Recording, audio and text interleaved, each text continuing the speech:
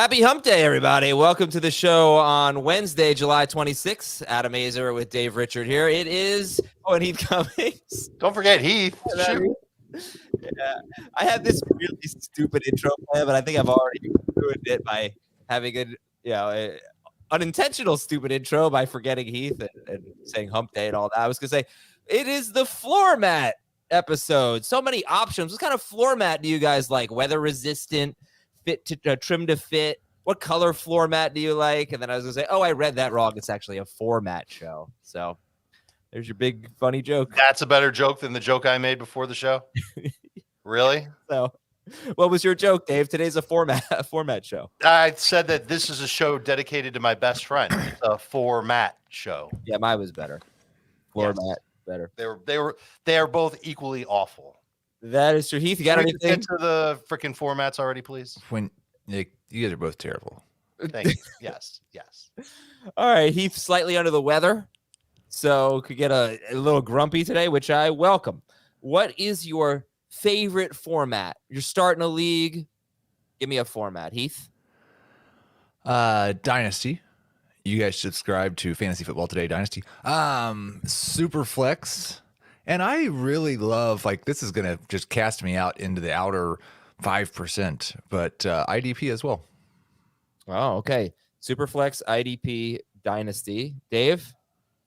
We're going auction draft, 1 quarterback, 2 running backs, 2 wide receivers, 1 tight end, 2 flex, half PPR, half point per first down, no kickers, 1 DST, 7 bench spots, 4 IR spots, and fab with a $100 budget over the course of the season. 1,000. No. Does it matter? It matters so much. Really? So much? To a degree, it matters. Yeah. Especially if it's much easier to do no zero bids with $1,000 budget. Oh, well, yeah. But so just do 0 bids with $100 budget. Dave, are you running fab every night, or are you just running it once and then it's free agency? It's once and then free agency. Yes. Okay, that's good. And of course, the drop players go on fab. And something about that, because I agree with that, but there's another aspect of that I think if you're going to do that, don't start preseason fab until the week of week 1. Because when you start it, then you're going to have free agency on Wednesday, Thursday, Friday during training camp. And that's where things get a little bit hairy. What about starting it the week after week 1? Oh, I don't like that at all. You don't like that? I like that big week 1 fab period where everybody's speculating on these guys that they didn't want to draft a month ago. And now they're super excited about them just because of camp hype or whatever. Yeah, everyone loves fab, and it is the best and most fair format, no question. If you're in a lot of leagues, though, it takes up some time. It's on Tuesday night when you're making your waiver claims or your fab claims. Fab is going to take a little bit longer. So, I don't want all of my leagues to be fab, but we're just doing our favorite format, and we'll talk more about fab a little bit later, best ways to do it, those types of things. I will say this, Heath, you said something off the air to me. You were considering making a trade in our Dynasty League in the first round, and you said you wanted to make sure you had a top 11 pick. You're absolutely right. In a startup Superflex Dynasty League, try not to be 12th. Try to be a top 11 pick. Pick 12 was CeeDee Lamb. That's not bad. The first 11 picks were 8 quarterbacks and Chase, Jefferson, and Bijan. It's basically the redraft top 6 that we all agree on, plus Herbert and Lawrence, and maybe Herbert's in somebody's top 6 now, but you know what I mean. Those 8 quarterbacks, and then you get the Jefferson, Chase, and Bijan. The drop-off after those 11 is pretty massive, I think. The Superflex top 6 that we agree on, you mean? Not the the quarterback, right? Quarterback top 6. Yeah, not like Kupp, McCaffrey, Eckler, nothing like that, right? Oh, those guys are not first-round picks. So what do you do if you have pick 12, Heath? Is that when you just throw your arms up in the air and say, all right, I'll take McCaffrey? No, I think the guy who took CeeDee Lamb did the right thing. Okay. And actually, the guy who had 12 really did the right thing because he traded up to 6. So he didn't actually take CeeDee Lamb. But yeah, if you're picking at 12, I think Lamb's the right pick. Yeah, the guy who had 12 did not have 13 because he traded out of that pick. Right. But he took CeeDee Lamb. And then the next pick was A.J. Brown. So you could easily go like CeeDee Lamb, Garrett Wilson, CeeDee Lamb, Jonathan Taylor, CeeDee Lamb. I really struggled. I had the 14th pick in that draft, and we've not gotten much past that. But I really struggled with Jonathan Taylor versus Garrett Wilson. And you took Taylor. I did. Okay. Ooh, All right. I'm shocked. Enough of that. Let's we got some big news, and it's Jonathan Taylor. Jonathan Taylor is on the PUP list as he recovers from ankle surgery. Man. So I think we did the mock. Yeah, we did the mock yesterday, and I think I maybe took almost all of the time, and I went with Nick Chubb over Jonathan Taylor. Thoughts? I agree with it. I have gone sour on Jonathan Taylor. It's the combination of still dealing with the effects of this ankle injury and ankle surgery that he initially hurt in October, if I recall. And the offense is changing. Quarterback's going to take work away from him. Really unsure what the passing game will do for him. Really unsure how good that offensive line is. This might be a good year to just not take Jonathan Taylor and redraft. Oh, you know what this reminds me of? His breakout year. Remember what happened? Quentin Nelson got hurt. They had quarterback issues, as I recall. And Wentz there, right? You think so? And he had an amazing year. He was the best player in fantasy. So what do you think? This is one where because he's not totally happy with his contract, and he did have an off-season thing done, and there was a little bit of question about whether he was going to be at camp. And this is totally just can I just wonder on air? Yeah. I wonder if there was some sort of agreement, new coaching staff, new system, all that stuff. Come be here. We'll put you on the PUP for the first couple of weeks so you don't have to do the camp grant. A hold in type of situation. That's a weird way to do it, but it's smart for the team because then they get an extra roster spot out of it. And then when everybody agrees that he's ready to practice, it's no big deal to take him off the PUP list. Well, he is going to come off the PUP list reportedly pretty soon. So when that happens, That'll help. Are you going to say, all right, I'm back in on Jonathan Taylor? You know what I mean? Yeah. So how do you rank Barkley, Chubb, Taylor? You just did. Heath, Barkley, Chubb, Taylor? That was Barkley versus Taylor. I'm sorry. I apologize for when I'm trying to misuse the mute button here to everyone's advantage, but it's Barkley, Taylor, Chubb for me, and Barkley and Taylor are closer together than they are to Chubb. Okay. Kyle Pitts is not back. He's not on the PUP list, but he's still not back to full health, according to his teammate Drake London. He's running with a brace on his knee. He tore his MCL last year, and he's still working his way back, it looks like. There's video out there on social media if you want to see for yourself. Let's talk about the Chiefs wide receivers. Did not really get to this on yesterday's show. Kadarius Toney aggravated a knee injury. He did have surgery, right? Yep. Yes. He had surgery. Yes. He had off-season surgery. Now he just had surgery again, and they haven't ruled him out for week 1. But all right, if we're drafting today, Heath, how are we drafting our Chiefs wide receivers? Well, I don't think we're drafting any Chiefs wide receivers until around round 10. And I would maybe argue that we shouldn't have been drafting any Chiefs wide receivers until around round 10.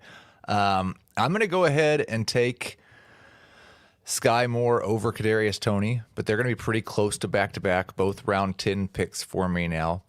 And I think we have to give some consideration to a late round flyer, maybe 15 or later, to an MVS or a Richie James. If the Justin Ross steam continues, I think he right now is probably like a best ball round 20 through 22 pick.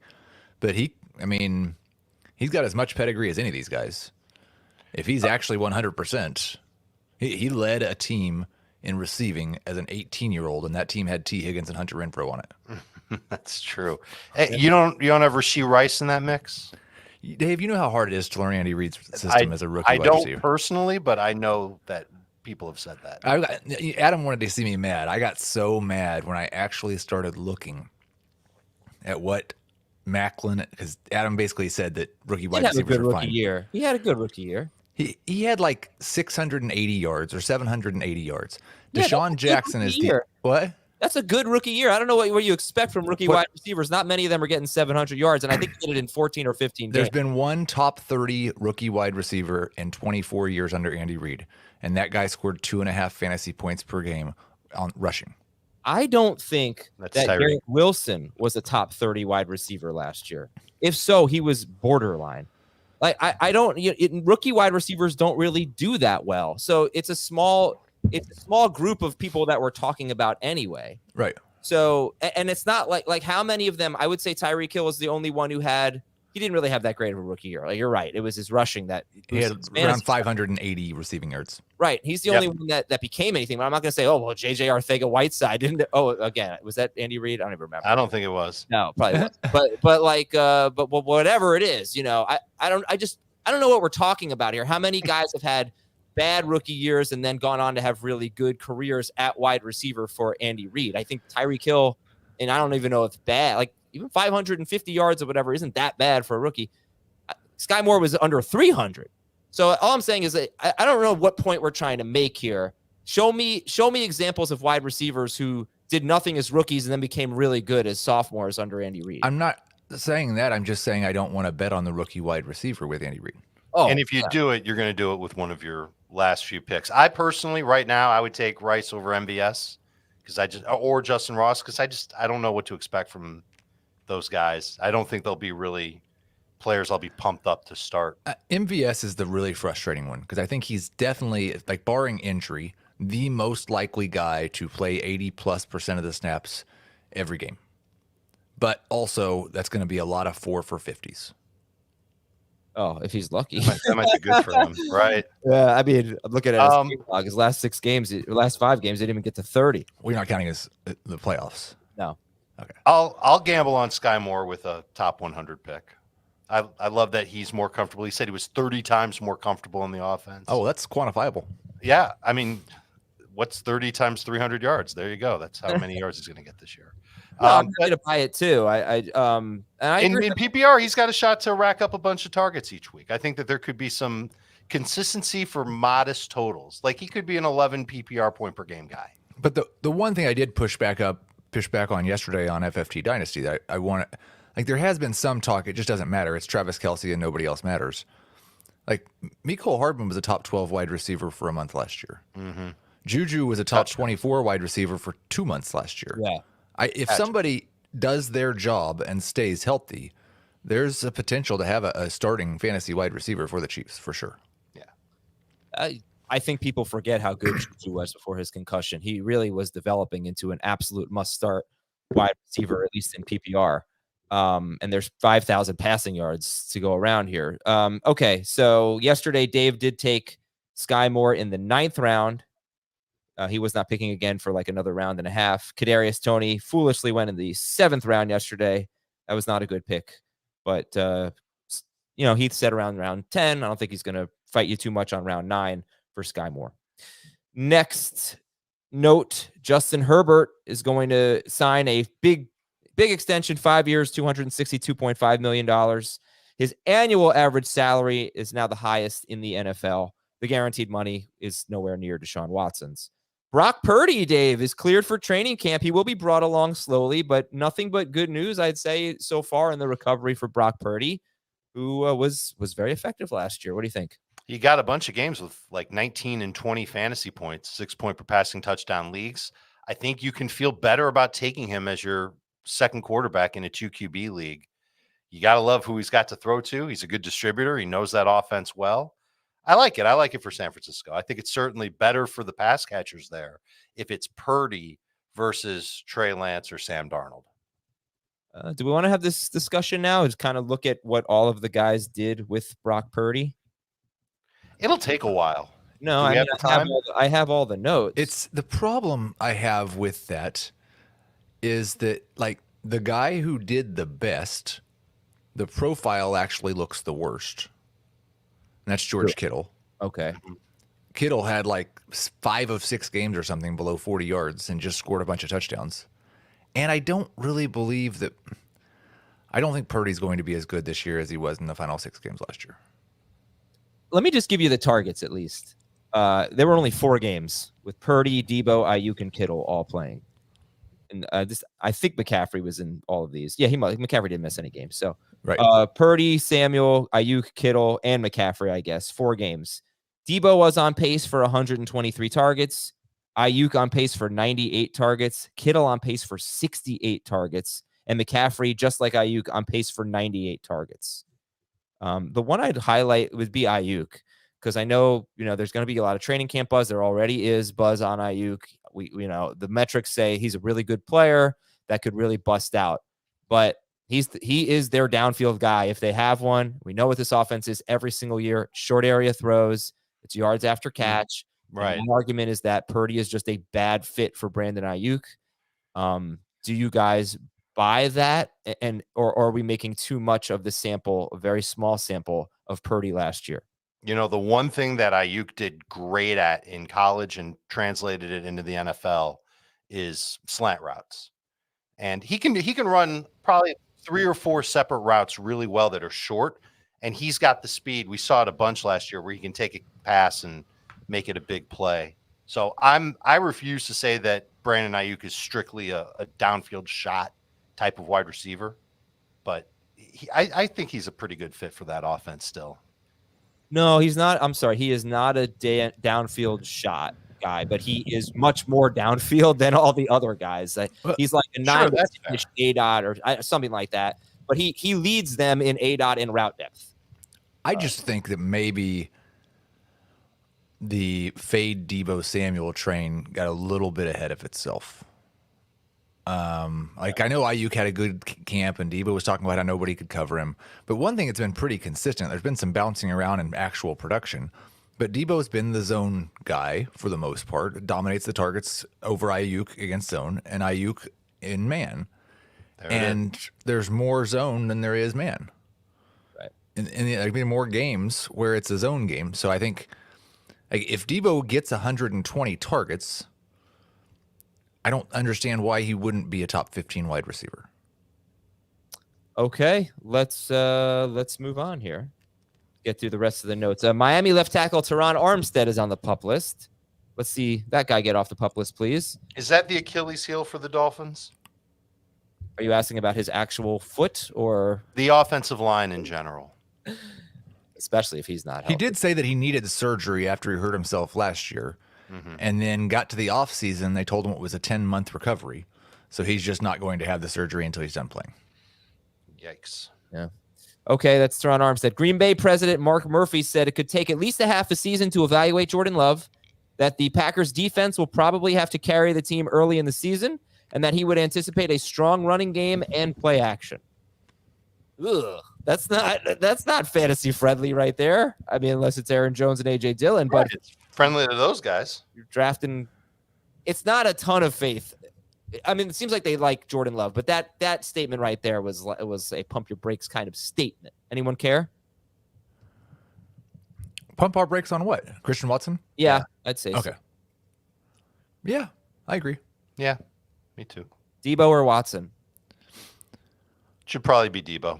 It's 100% Debo, I think, in non-PPR. I'm going to go in full PPR too. I may need to make that switch. I've gone back and forth on those two guys. Me too. They've been so close. Here is what Jacksonville offensive coordinator Press Taylor said. Quote, there are times, obviously, where Travis Etienne kind of gets the hot hand. You want to keep riding that wave. But now I think we've got a pretty good stable of backs that complement each other well, and they'll all have a role in some way, shape, or form. All right. The Saints signed Jimmy Graham and offensive guard Trey Turner. He's not retiring with the team. Like, he's actually going to try to play football this year? This is an actual 1-year deal, not the ceremonial 1-day deal. So we'll see if he makes the team out of camp. You know what this reminds me of? When Jason Witten came out of the booth to come back and play for the Cowboys, and Adam was so disappointed he didn't get to hear him on Monday Night Football anymore. And then our last piece of news. Damar Hamlin is back. Round of applause. Damar Hamlin cleared. Good to go for the Buffalo Bills. Heath already told you about FFT Dynasty. It's in a new feed. Check it out. FFT Dynasty, coolest logo in the podcast space. Anywhere you listen to podcasts, listen to Fantasy Football Today Dynasty. And Podcast Awards. Please go there right now, podcastawards.com, and just Create a little account with an email address. Takes about 30 seconds. And nominate Fantasy Football Today in People's Choice, Best Male Host at Podcast, and Best Sports Podcast. Podcastawards.com. Questions about formats. Let's start right now. Okay, so I want to do these four fill in the blanks for 3 different formats: non-PPR, half PPR, and full PPR. So let's start with non-PPR. I want blank running backs in the first blank rounds in non-PPR. I want 6 running backs in the first 5 rounds. No, I want 3 in the first 6. 1 in the first 2. I think for me, usually I'd say 2 in the first 3, but we love that middle tier of the Dobbins and the Madisons and all that. So maybe we don't have to do that. Unless you think those guys are 3rd-round picks in non-PPR. I don't think they should be. You might see them get pushed up in non-PPR. I think you'll still be able to find David Montgomery in round 5 or 6. And Damian Pierce in round 4 or 5 or something. So, Yeah. okay. I don't mind 2 of the first 3 in non-PPR being running backs. Okay. I want blank wide receivers in the first blank rounds in non-PPR. 2 in the first 6.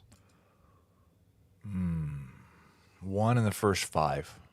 That's it. Wow, that's really low on wide receivers. Yeah, I was looking at this yesterday, and I don't know in the past that I've done a good enough job explaining this, or that I even really looked at it.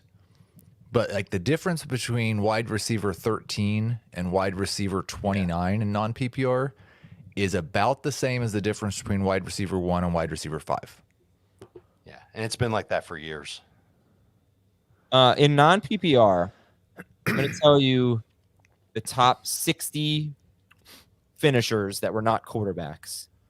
How many running backs, how many wide receivers? Over the last 4 years, if you believe it or not, 2019, 2020, and 2021, we had more wide receivers than running backs in the top 60. 60? Yeah. I believe. What about, can you? I have top 12, I have top 24, and I have top 60. 24. Okay. Top 24, 15 running backs, 9 wide receivers, 12 running backs, 10 wide receivers, 15 running backs, 8 wide receivers, and last year, 16 running backs, 7 wide receivers. So heavily weighted toward running backs in the top 24. Yeah. But then after that, more wide receivers, except for last year, which was not a good year for wide receivers. Last year, we had 33 running backs, 23 wide receivers, and 4 tight ends in the top 60. So that was. But that's total points, right? That's total points scored among non-quarterbacks. And also that might have been like 7 leagues. Right. What do you mean? They think this is a dying format. Oh, non-PPR. Okay. Yes. So yeah, you're right. So let's wrap up. I have these numbers also for half PPR. My quarterback strategy in this format is blank. Get one at a fair value. I am more interested in a top 6 quarterback In non-PPR. Okay. Yeah. And blanks gain the most value in this format. Blanks lose the most value in this format. Running backs gain the most value. Receivers lose the most value. Yes, but amongst, I think like certain types of players are more valuable or less valuable. Sure. Like the Keenan Allens of the world lose a lot of value. The Deebo Samuel is a big winner in non-PPR because he's a wide receiver who gets some of his value from rushes. The downfield 15 George Pickens, I'm more interested in, and I think like tight ends, the guys on good offenses who we think might score 10 touchdowns, or George Kittle even, who might have a target problem, gets a little better in this format. Whereas a Tyler Higbee in non-PPR should probably be like tight end 25. Okay, let's go to half PPR then. I want blank running backs in the first blank rounds of half PPR. 3 in the first 6, 2 of the first 3. 1 of the first 2. Yeah, I think my answers are going to be the same for the most part here. Mine definitely won't for full PPR. No.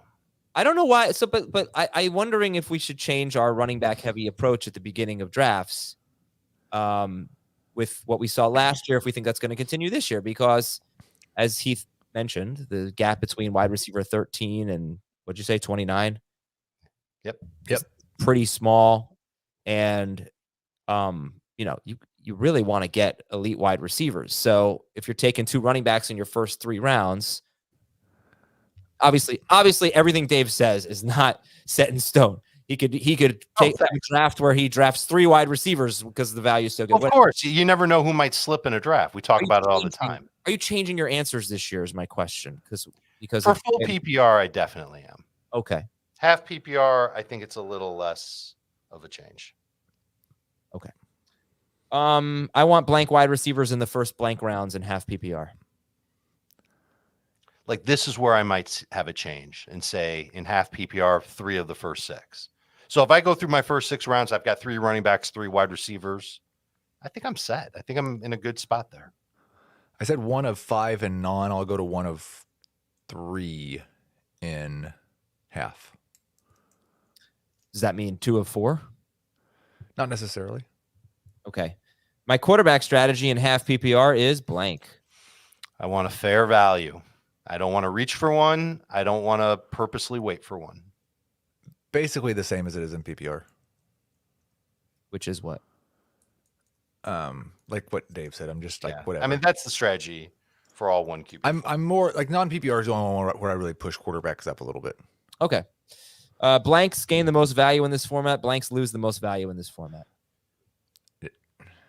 It's hard. not this one.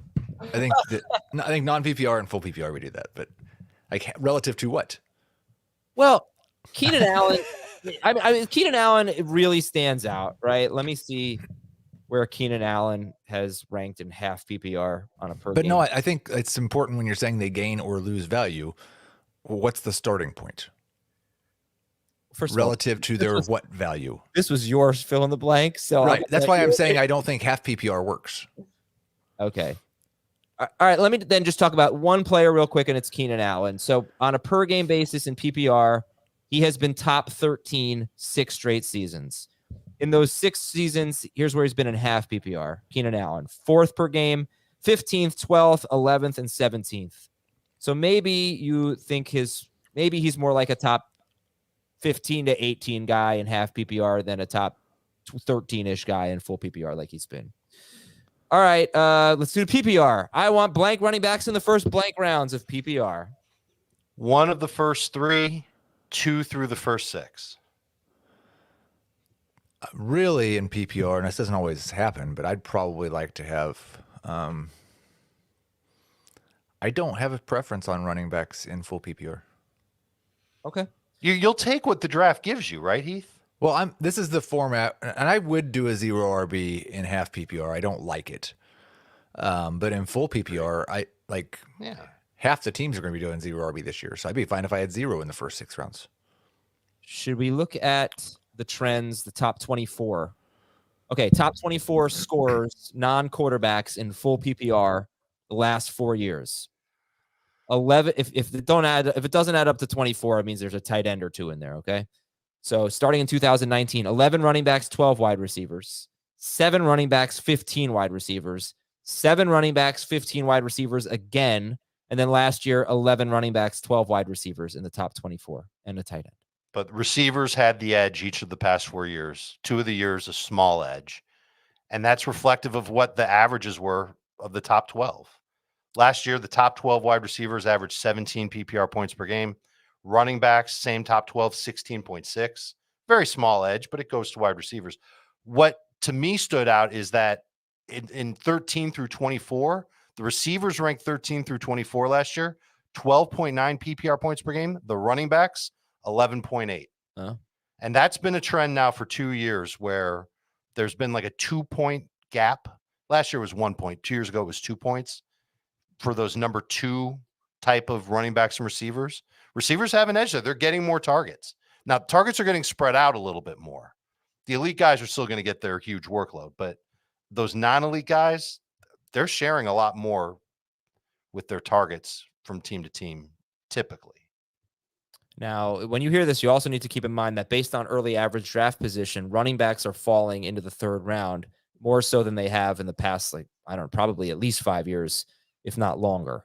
There are fewer running backs being taken in the. Oh, I'm telling you, I already did this exercise. That based on early ADP, something like 11 running backs coming off the board. That is low in the first 2 rounds.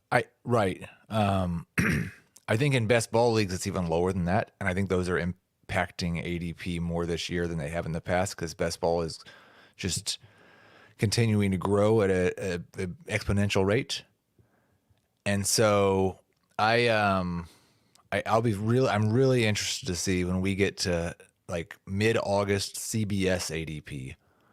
I don't really expect that to still be true, but I could be wrong. Well, look, I'll tell you yesterday, the other thing is that you're not going to be shocked to see 3 quarterbacks go in the second round or in the first 2 rounds.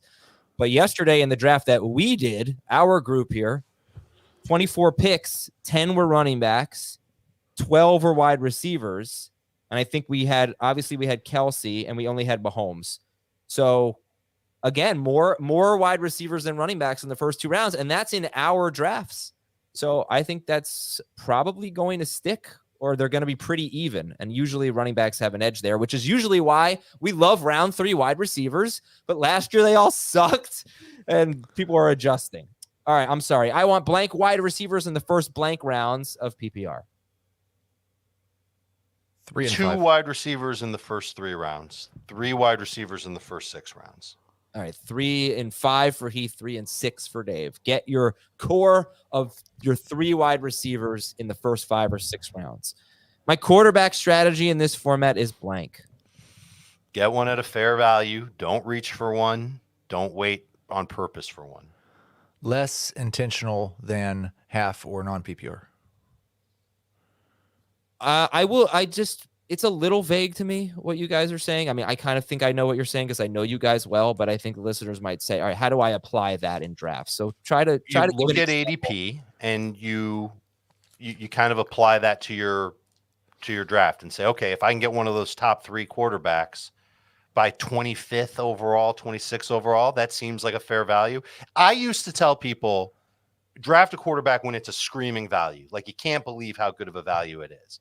I don't think you can do that anymore. I think that there are too many quarterbacks that have that sky high upside, and there's 2 tiers of them that they've become semi priorities for some fantasy managers. And you know how it is in home leagues, Adam.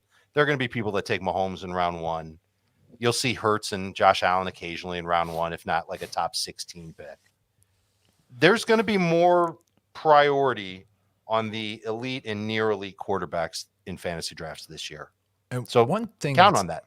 One thing that's kind of weird, I think, if you're like me and you think that like those top 3 quarterbacks should go at the 2-3 turn, and then the next 3 should go like later in round 4, which is kind of how I have it. If you have a pick at the end of the round, you might not get a chance to pick any of those 6 quarterbacks where you want them. I was just thinking that, and that happened to me yesterday. And I took Joe Burrow, I think, in the 4th round. And I don't even remember if someone fell to me in the 5th or the 6th round. But drafting quarterback is much easier if you're in the middle of a round. Or at the start of the round. If you're picking 1st through 3rd, then you're going to get 2 shots at that 2-3 turn. That's true. If you get to your 2nd round pick and all 3 of those guys are still there, then you know you can just wait and get one of those 3. But I think I was picking 11th or 12th or 10th or something, and none of the 3 were there in round 3. And then by the time I picked in 5, all those guys were gone. Right. So yeah, I think I ended up with Anthony Richardson in round 9 and Dak in round 10, which is fine. But if you're at the back of the round, you're gonna have to decide whether you want to reach on one of those quarterbacks. Yep, and that's exactly what I did. I mean, I don't know if I would call it a reach, but I took Joe Burrow at 3-11.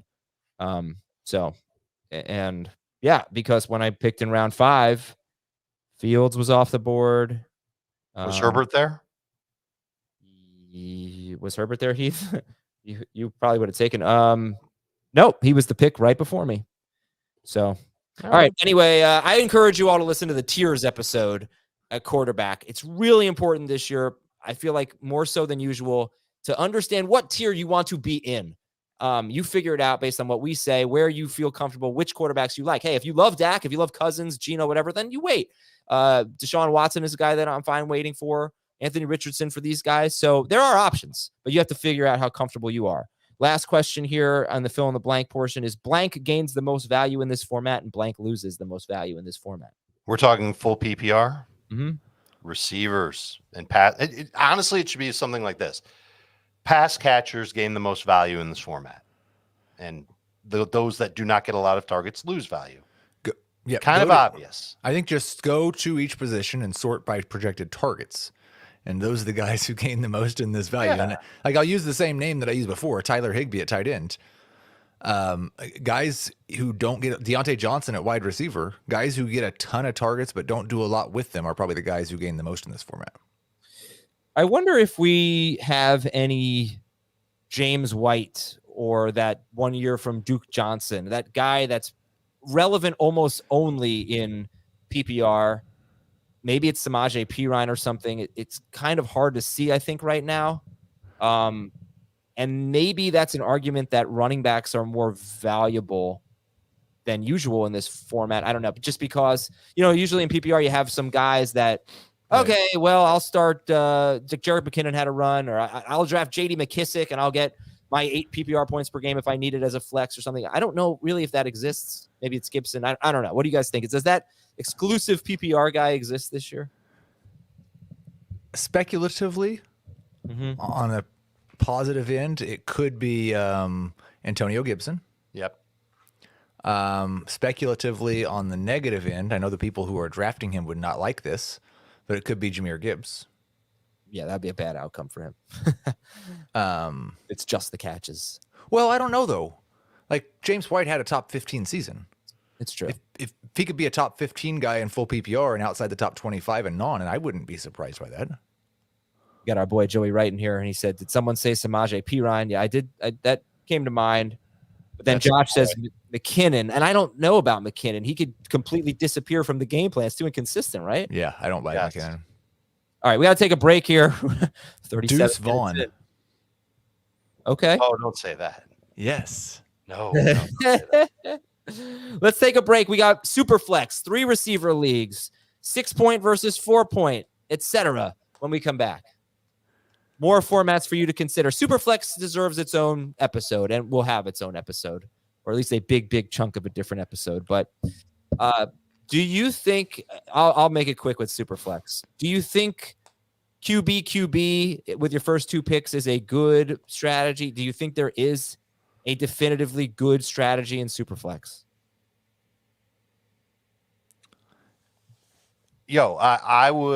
I like getting 2 quarterbacks with my first 3 picks. I don't mind if it's my first 2. I kind of want to get it out of the way, and I don't want to be stuck having to start one of Sam Howell, Mac Jones, and Desmond Ridder each week. I kind of like doing that. But what I would say is there's 2 things. One, I don't really love the round 2 quarterbacks or the guys that I would take in round 2. Because I think the top 7 or 8 should all go in round 1. Agreed. And then you're kind of looking at a combination of, are you shooting for the upside guys like Richardson and Tua, who we don't know if they're going to be able to start 17 games, or are you shooting for the boring guys like Cousins and Geno? Well, I'd rather, I don't want to take those guys in round 2. So I take one in round 1 more often than I do in round 2, but also there's going to come a time in the draft where everybody's basically saying, I don't want to spend a round 4 pick on Sam Howell, maybe Derek Carr, like whoever those guys are. And there's going to be a 2 or 3 round gap where almost nobody takes a quarterback. Right. So what I would say is, like, if you miss the guys who you really think are good, don't think that means you need to jump up and take Kenny Pickett in round 4. There will be guys available in round 8, round 9 most of the time. All right, 3 receivers. Oh, I'm sorry. I just wanted to say one thing. I've gone back, and we have had a 2 quarterback league that I think we've changed to Superflex, but essentially it's the same thing. I've gone back and I've looked at the teams that have won that league, which has been going on for, 5-6 years. And there really has not been a definitively good strategy. Sometimes it's a team that takes 2 quarterbacks early. Sometimes it's a team that really waits. So it's a really fun. And if you've never done Superflex, it is the easiest way to spice up your league. It's awesome. I love it. But one of the things I like about it is I haven't seen a proven path to success. So it's, I like that about it. Just some randomness. 3 receivers versus 2 receivers. How much does this change your draft strategy, Dave? Oh, it makes you want to prioritize receivers a little bit more.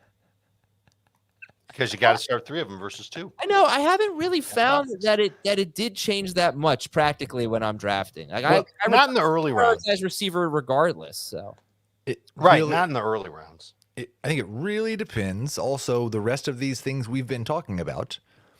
Is it 3 receivers full PPR? Is it 3 receivers? I forgot the next thing I was going to say. Oh, is it, when you switch it from 3 to 2 receivers, is there an extra flex to make up for that wide receiver? Let's say so I think like 3 receivers, 1 flex versus 2 receivers, 1 flex. It definitely makes a big impact on the wide receivers. Yes. Does it change the way you draft in the early rounds or more in the middle? Middle. Right. You still you're not going to pass up an elite running back to build your wide receiver depth or anything like that. Do you want to go through the numbers between wide receivers 13 through 29 again? Well, that was in non-PPR. Right, but it's probably not that far apart in full PPR either. Sure. Do you have the numbers? I do. The difference. Now I was talking projections earlier, but the difference between 13 and 29 is 26 points as opposed to 17 points. So 50% greater. Yeah, I mean, for what it's worth, wide receiver 13 last year was Tyler Lockett. Wide receiver 29 was Jacoby Myers, and that was a ton of points. That was 60 points. In PPR. On a per game basis, the difference was roughly 2.2 points. So that's double. That's double the difference of the non-PPR. That's from 13 to 29. Yeah. And that's based on where the receivers finished on a per game basis, not total points. Mm-hmm. So like Mike Evans last year was the number 13 receiver on a per game basis. But if you dial that down to like, where was this? T. Higgins finished 19th. So if you go 19th through 29th, it's like 1 point, not 1 full point. T. Higgins finished 19th per game in PPR.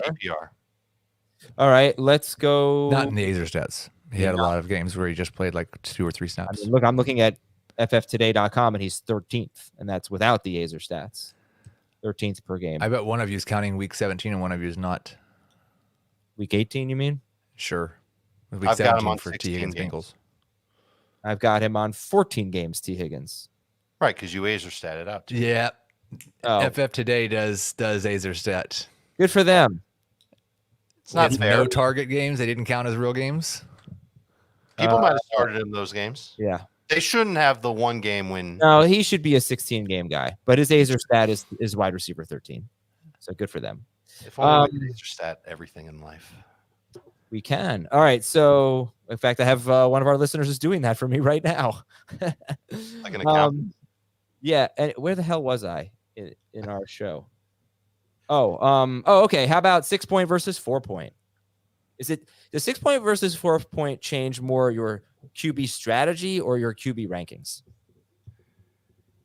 I'd say it changes both a little bit. There's no question that you're going to go after the running quarterbacks in a 4 point for passing touchdown league because those passing touchdowns just aren't worth as much. So pushes up Fields, Jackson. You'll be more interested in Anthony Richardson. There's mild interest in Deshaun Watson because we think he'll continue to run a little bit. It's you guys, Daniel Jones, you guys get it. And well, so I think Daniel Jones getting those guys. But Daniel Jones versus Deshaun Watson makes an important distinction because I don't think Josh Allen, the 4 to 6 difference makes a difference because he throws a bunch of touchdown passes, so he loses a bunch of points going from 6 to 4. Mm-hmm. Whereas Daniel Jones throws a touchdown pass about once a month, and so the 6 to 4 doesn't really impact him very much. Who, Daniel Jones? What I'm saying is it's more. Fine. I'm glad you got that in there. That's It's not just running quarterbacks. It's low touchdown quarterbacks. Like there's some quarterbacks, Derek Carr for one, is better in 4 point per pass touchdown leagues. He's had some big yardage seasons with low touchdowns. There are other quarterbacks like Aaron Rodgers who doesn't often have a huge yardage season and doesn't run, but always has a 6 or 7% touchdown rate. And so he gets hurt more by this going from 6 to 4. But Jones definitely benefits in 4 points. Huge benefit in 4. Right. All right. How about point per first down? Oh, I did some research on this one. Yeah. Because I was really irritated trying to figure it out for Scott Fishbowl. And gosh darn it, I'm going to give credit to the person who wrote it. I believe it was FTN Fantasy. I'm going to look it up the next time that you and Dave start talking. Damn those FTN Fantasy people. It is basically, we had FTN Fantasy person. I know. You had Adam on Fantasy Football Today Dynasty yesterday. It's basically 5% increase in their yardage total, or 5% of their yards is that how you get the first down. So take their yards and divide it by 20, and that's a good projection of how many first downs they're going to have. Now, some guys will have more, some guys will have less, but that is a way if you want to incorporate that. So if you were thinking about like who are the guys who will be better in point per first down leagues, it's the guys who yards account for a larger portion of their fantasy production. That's very interesting. Yeah. Okay, tight end premium. Tight end premium is a little vague because you don't know what the premium is. Is it everybody's at half point and they're at full point? Is it everybody's at full point but they're at 2 points per catch? You got to figure that out. I think it's pretty. I'm just gonna go ahead and say I hate tight end premium. I hate it to death. I want it to never come back. Tight end premium is dumb, but a lot of people like tight end premium, so I will let you guys enjoy your tight end premium all the live long day.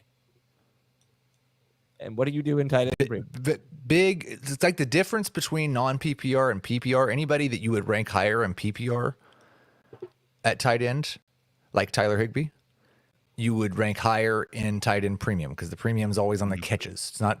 I mean, I guess they could have tight end premium for touchdowns too, but I think it would hurt somebody like George Kittle, who we think is going to be really efficient, right, or Dallas Goedert, but not get a lot of targets. Okay. And Russell Prentice, good job. Thank you on that article. I appreciate it. Okay. By the way, all you tight end premium people come at me. I accept. There's not that many of them. Yeah, it's good. There should be less. IDP is also how many IDPs are you starting? It's a big deal.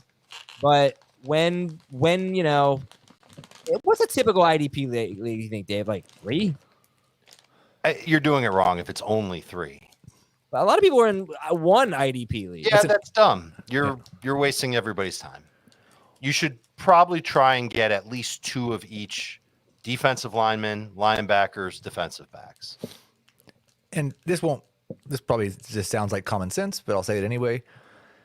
If you're only starting 1, then you can treat them like a team defense and just take them at the end. There are 15 linebackers. They're going to have 150 tackles next year. You can get one of those guys. If you're starting 2 at each position, then you need to boost them up, but I probably still wouldn't take one before round 10. And if you're starting 3 linebackers and multiple things, maybe even corners and safeties, like closer to a full starting IDP lineup, then I would start considering them in round 5 or 6. Right. The D line is the premium position too. It's hard to find a good defensive lineman, although it depends on your scoring. If you don't count tackles, then that changes dramatically. But defensive linemen generally do not rack up a ton of tackles, and tackles are like catches. That's what generates a lot of fantasy points. And look for guys like Micah Parsons, I believe this year is going to be one of these guys. On some sites, he's a defensive lineman. On our site, he's still a linebacker, but I'm trying to find the code to change that because I have him on a dynasty team. But if you can find those hybrid defensive line / linebacker guys, that qualify at defensive line, those are usually some of the most valuable players. But if it's a pass rusher outside linebacker who only qualifies as a linebacker, they have to be as good as Micah Parsons to even matter. Most of those guys don't matter at all. Like Khalil Mack doesn't usually get a ton of tackles. He's like a sack only guy, and he's an outside linebacker.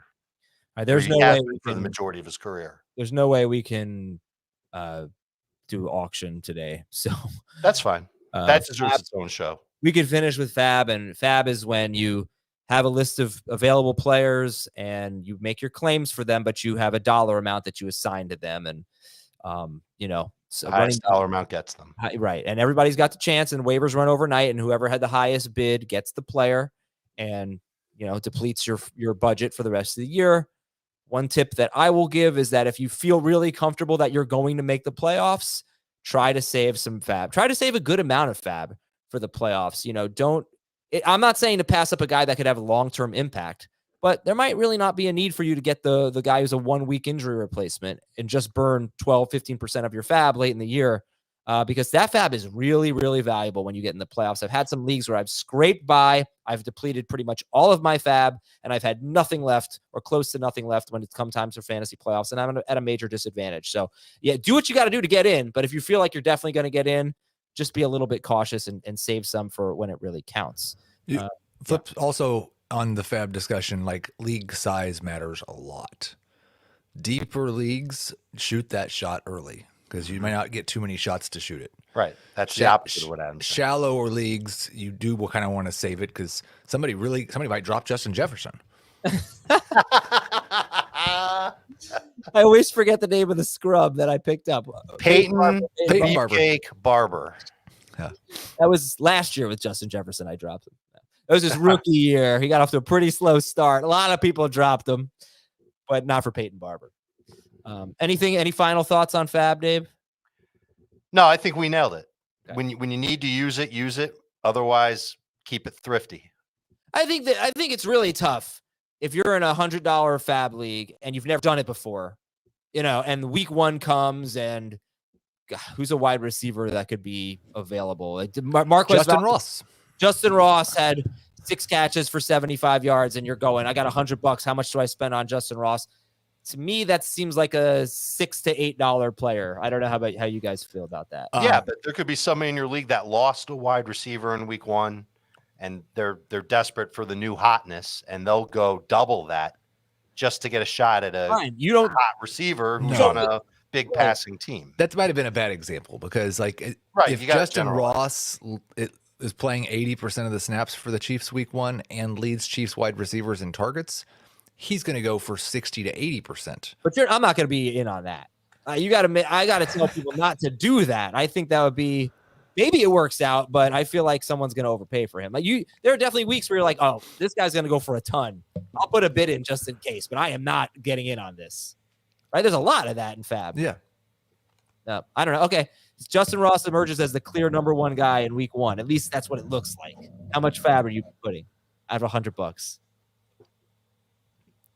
How badly do I need a wide receiver? It's week 1. What am I supposed to say? I don't know how badly you need a wide receiver. Right, but that's what it's going to come down to. Somebody in your league is going to feel crappy about the receivers they have, and they're going to make a cash grab, and they'll go. Your number 3 wide receiver is Mike Evans, and Tampa Bay scored 6 points in week 1 and had 180 yards receiving. I'm not going to overreact and spend 15 of my $100 fab on Justin Ross. Yeah, I was thinking 20 to 25. Yeah, someone will do that. Some knucklebeak will do that. All right. Be patient with your fab. Shop at Dollar Tree for most of the year. When we come back, we'll do some rapid fire fill in the blank after this on Fantasy Football Today. Welcome back. Justin Ross just went for $62 out of 100 on our fab league, and he got dropped in week 4. John Roberts says Geno Smith will finish blank in air yards after finishing 4th last year. 11th. 8th. 11th, 8th. Okay, so he'll be still a high air yards guy. Shorter throws. That's what they're going to do. Well, he was amazing at downfield throws last year. This air yards? This wasn't air yards per attempt? This was just air yards. I don't know what he meant by it, but let's say air yards per attempt. 8th. Yeah. Okay.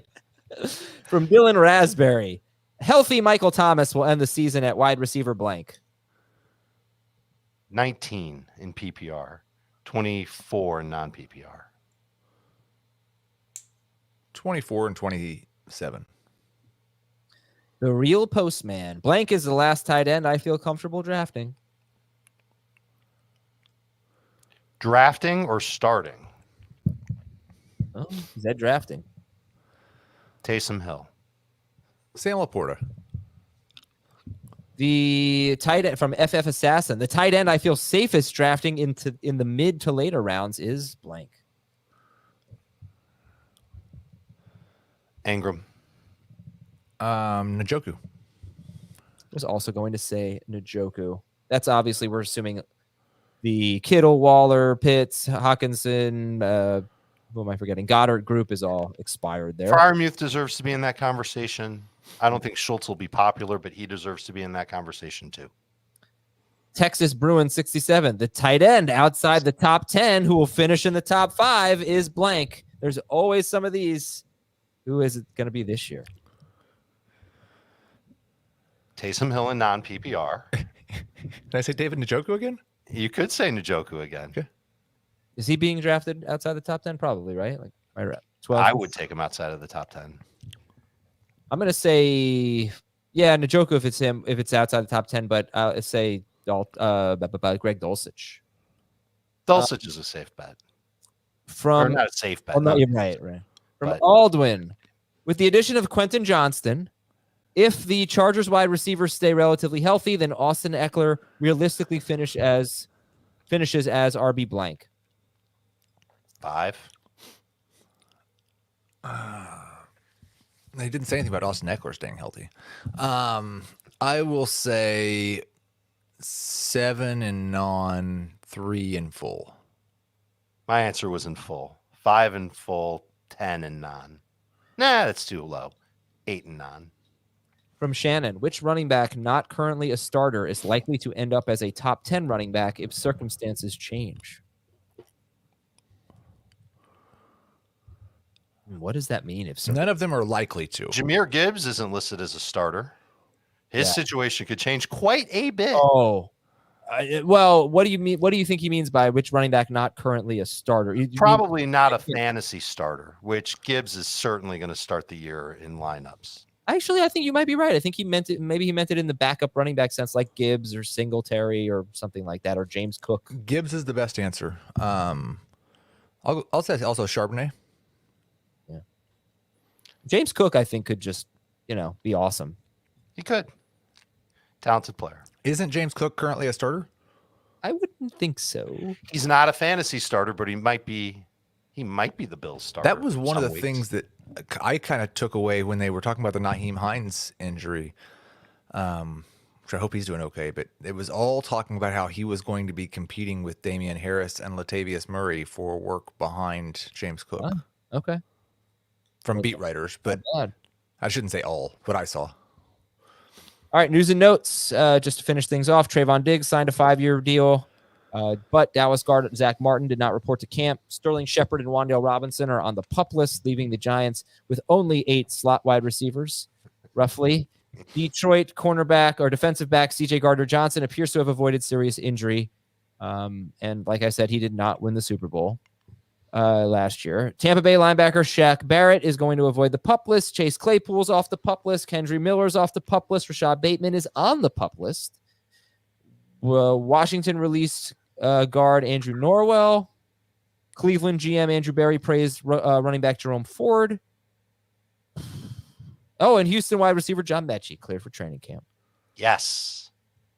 Who's the second Texans wide receiver you draft if you were in a deeper Just league? said his name. He might be the first.